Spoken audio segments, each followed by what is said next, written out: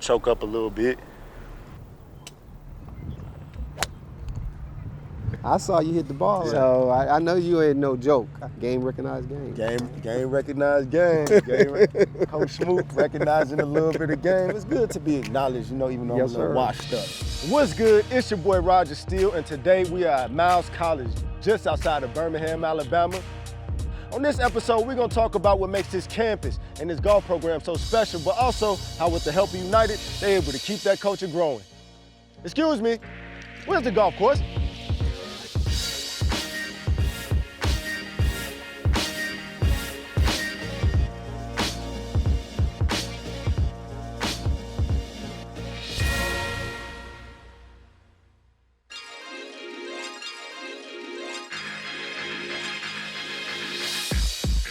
As I look at these players, in all honesty, it's just a lot of tour caliber talent from a ball striker perspective. I mean, I see speed, I see shot shaping ability, I see distance control.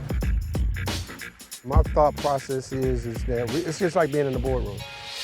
We sit down in the boardroom, we talk about strategy there. But when we come out here, I'm talking about where to put the ball, finding your lines. The key to golf is being precise. Putting it in play, giving yourself an opportunity. Without an opportunity, you have no success. The boys looking good over here though. Everybody's striking it good.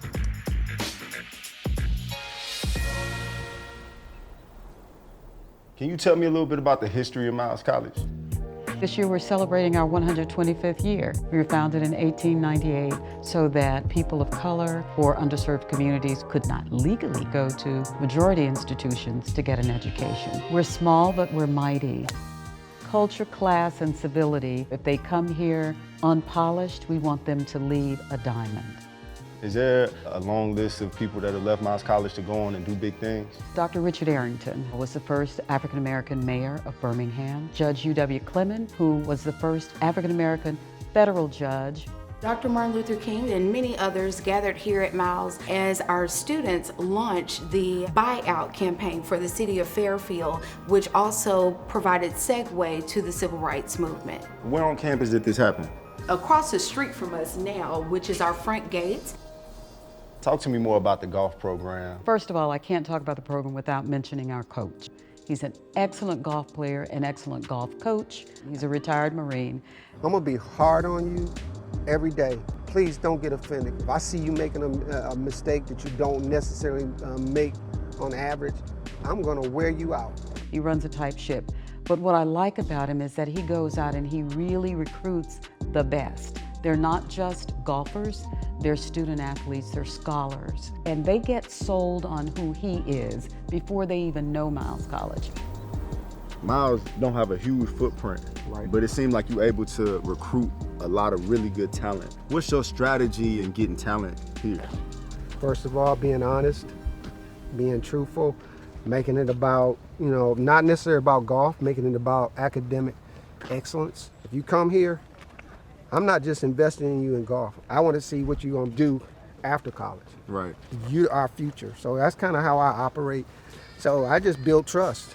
It's easy to get to a certain age in your life and you demand trust, but we live in a world right now in which you got to earn their trust. Right. Right?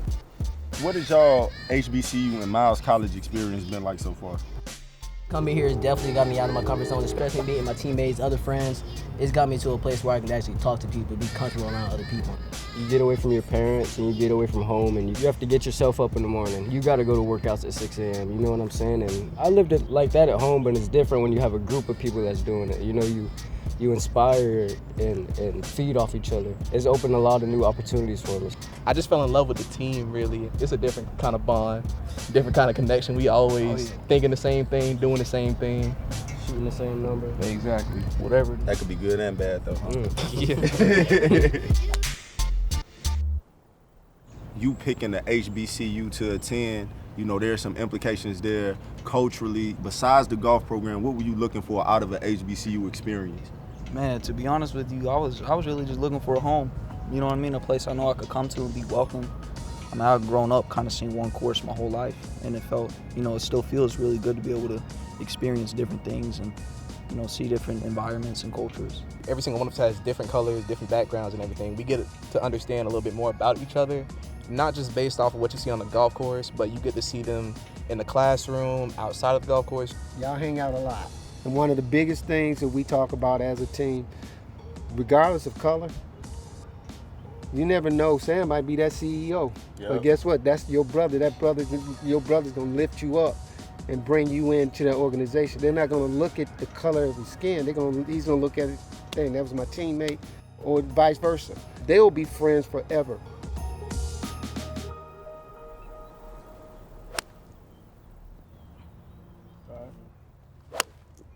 Nice. Good ball. Good shot. I know we play here often, so the main thought process is troubles 295. So I want to be short of 295 regardless.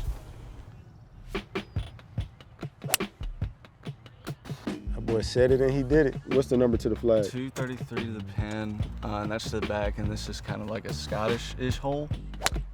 I ain't never been to Scotland, so I don't know what I'm looking at. I don't know right either. That This is a new crazy hole. though. That's impressive, son. Well, I got 2-iron, shot shape. I'm gonna play a fade. Honestly, I'm just trying to let it catch that front slope. I loved everything about that, bro. Ooh, that boy nice. That boy nice.